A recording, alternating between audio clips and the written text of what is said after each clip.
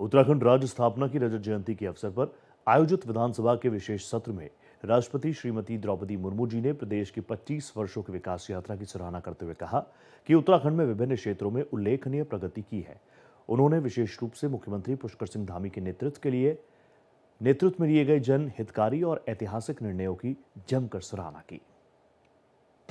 राष्ट्रपति ने कहा कि संविधान निर्माताओं की भावना के अनुरूप उत्तराखंड द्वारा समान नागरिक संहिता यूसीसी को लागू किया जाना न केवल एक ऐतिहासिक कदम है, बल्कि ये राष्ट्र की एकता और न्याय की भावना को भी सशक्त करता है। उन्होंने कहा कि ये निर्णय संविधान के अनुच्छेद 44 के अनुरूप नागरिकों के लिए समानता और पारदर्शिता की दिशा में एक मिसाल है।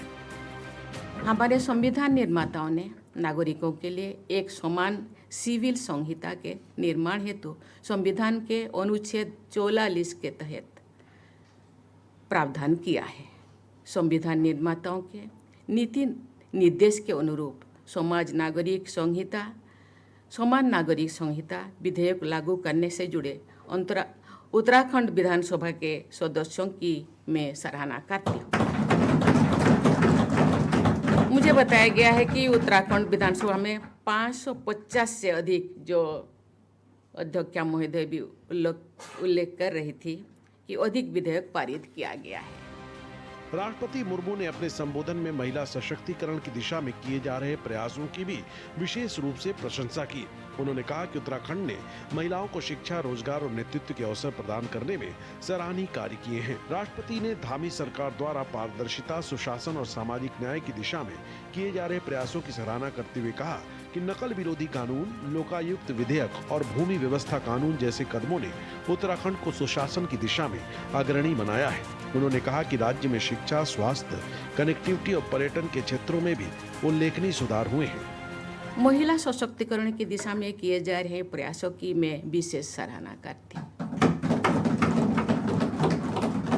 महिला सशक्तिकरण के प्रयासों से सुशीला बोलूनी, विछेंद्र पाल, गौरा देवी, राधा भट्ट और वंदना कटारिया जैसे असाधारण महिलाएं की गौरवशाली परंपरा आगे बढ़ेगी।